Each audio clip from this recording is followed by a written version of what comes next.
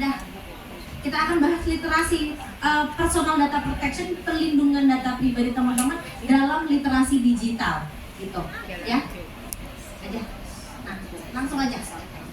Oke.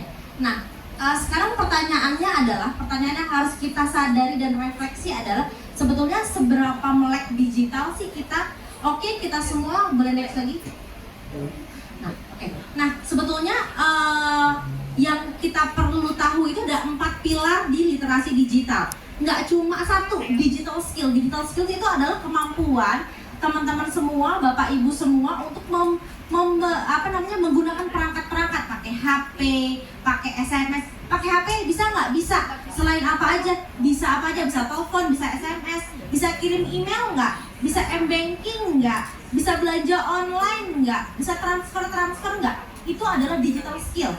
Ya, jadi memang kemampuan fisik. Yang kedua adalah digital culture.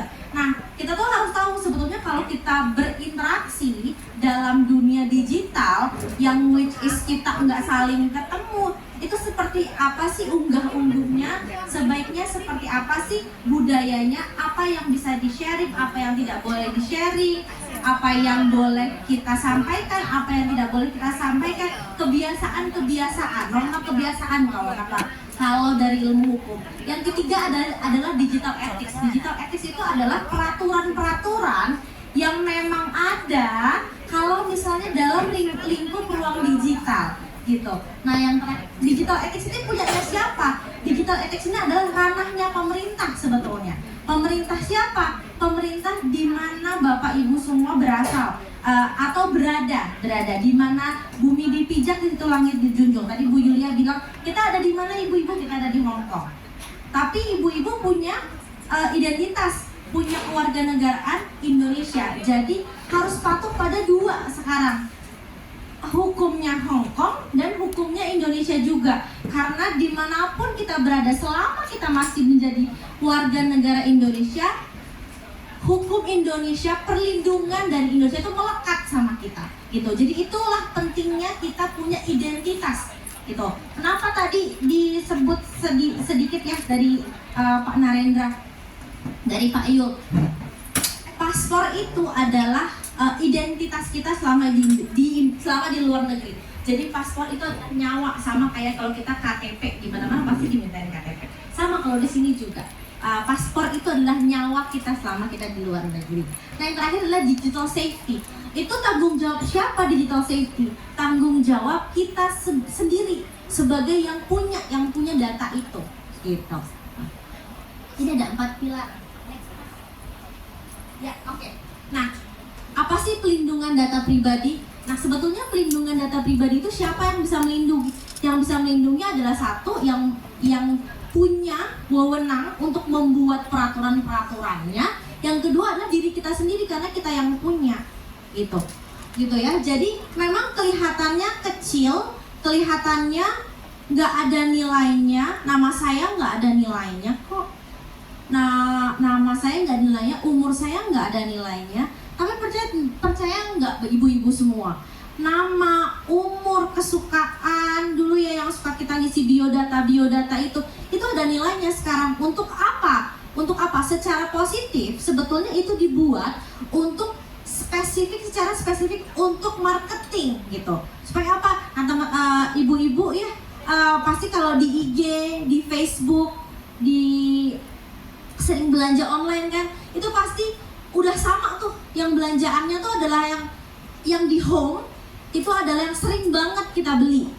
Atau kalau misalnya iklan-iklan tuh sudah disesuaikan, jadi udah targeting marketing, jadi udah ditarget untuk beli yang itu lagi sesuai dengan kesukaan kita, keinginan kita. Jadi secara tidak langsung data-data yang kita kasih, data-data yang kita upload, gitu ya, tadi disampaikan apa tuh yang diupload, misalnya foto-foto kita lagi di mana kita upload, terus itu nanti iklannya yang akan muncul adalah iklan-iklan yang di daerah situ. Pasti di situ muncul supaya apa? Supaya tertarik beli, gitu. Jadi itu targeted marketing, gitu. Jadi data yang sepertinya nggak ada artinya digunakan untuk mendapatkan hal itu. Mungkin nggak langsung untuk perusahaan tertentu, tapi perusahaan yang lebih besar yang mengolah data itu akan memiliki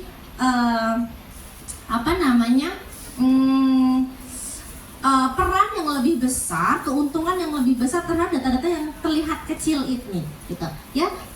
Selain itu, untuk negatifnya adalah untuk apa? Tentunya adalah penyalahgunaan data, gitu ya. Tadi udah disebutkan deh sama Bu Yulia, sama Bu Natalia juga, sama Bu Yati juga, sebenarnya apa sih, pakai apa aja tadi ya? Scamming, phishing ya, scamming,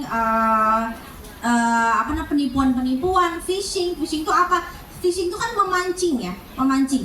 Dia cuma punya 1, 2, 3 data, cuman di phishing, cuman dipancing aja teman-teman. Ibu-ibu bisa kasih datanya lebih untuk melengkapi, untuk menjadi suatu data yang penuh, yang bisa digunakan untuk hal yang lebih lanjut lagi, gitu ya. Sama tadi disampaikan sama Bu Yati, ditanda tangan, padahal sayanya di Hong Kong, tapi tiba-tiba saya udah dicerai talak, udah keluar aktanya, iya aja. Nah, itu sebetulnya ada di sini namanya apostil ya, legalisasi. Kenapa? Karena kalau ibunya nggak ada, pasti harus dilegalisasi dulu tuh sama KJRI. Itulah pentingnya,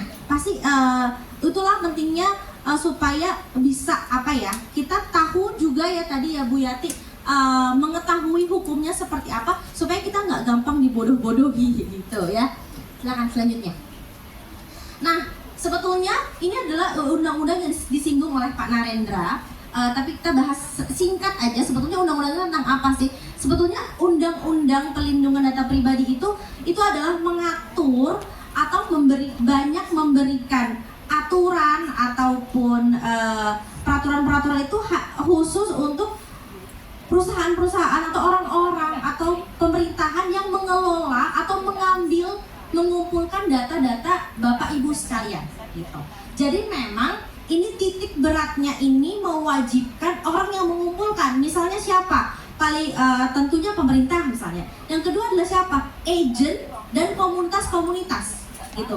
Jadi ketika mereka punya aktivitas mengumpulkan data, itu yang tadi disampaikan oleh Pak Narendra tadi, untuk apa datanya? Tanya dulu, Bu minta KTP Bu, nanti dapat minyak. Kan biasanya, Bu minta KTP Bu, nanti dapat 50.000 gitu.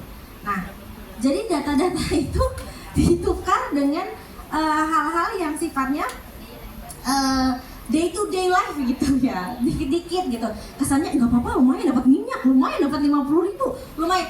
Ya tapi kan kita bilang, kan soalnya identitas tuh nggak ada harganya. Tadi Pak Narendra sampaikan, nggak bisa jadi uang.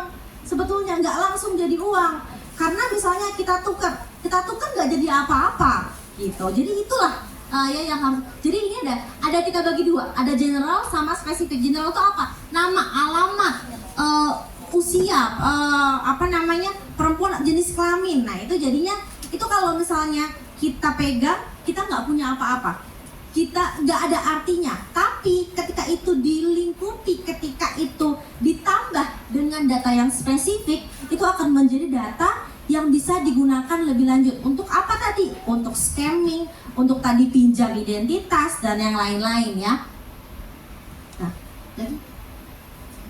Nah, ini siapa aja sih? Sebenarnya lebih berat ini undang-undang perlindungan data pribadi itu adalah untuk menegaskan kewajiban dari orang-orang yang mengumpulkan data. Harus lebih hati-hati ya, harus dijaga ya data orang gitu.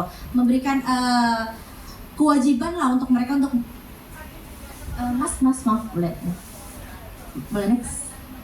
Untuk menjaga data pribadi supaya lebih baik lagi. Nah ini tadi sedikit untuk di Hong Kong, tadi udah disampaikan juga sama Bu Yuli. Nah tadi udah disampaikan juga sama Pak Narendra, paspor itu adalah milik negara, tidak diperjualbelikan, tidak dipindah tangankan. Disebutkan juga ada undang-undang Hong Kong itu juga memang melarang sebetulnya pemindahan travel dokumen atau paspor itu.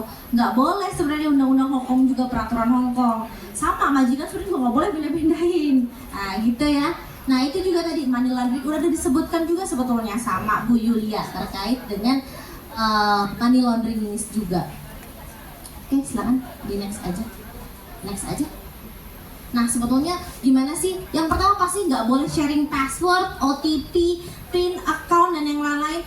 ibu-ibu jangan share Shopee Pay Later ke anaknya atau suaminya. Itu punya ibu, pokoknya nggak apa-apa, biarpun suami istri nggak usah bersharing lah, nggak apa-apa ya, gitu.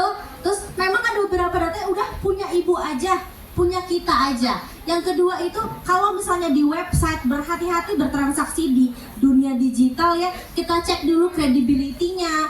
Kalau website itu udah sama persis udah mirip banget, tapi ternyata di titik belakangnya beda. Harusnya .com, ternyata jadi .xlxs apa gitu, .gm apa. Nah itu udah salah tuh, kita harus cek, double cek. Terus kalau misalnya dia udah sekali lagi ya Pak, 2 menit. Kalau misalnya udah diburu-buru, diminta cepat, diminta sekarang juga, mendingan tarik nafas, nggak usah deh, nanti aja gitu ya. Karena kalau dia minta buru-buru, minta sekarang juga, itu lebih baik kita take time untuk pikir-pikir dibanding kita diburu-buru ya gitu. Nah terus kenali siapa aja yang udah ngambil datanya dan untuk apa, kita juga harus make sure. Yang terakhir memang harus kita sendiri yang aware untuk menjaga keamanan data kita, karena kalau bukan kita siapa lagi yang, emang nggak ada lagi yang bisa gitu.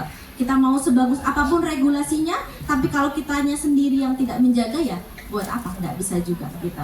Oke, jadi memang nggak usah sharing, oversharing, yang memang kita harus jagalah pelan-pelan gitu. Baik, terima kasih banyak. Assalamualaikum warahmatullahi wabarakatuh. Waalaikumsalam.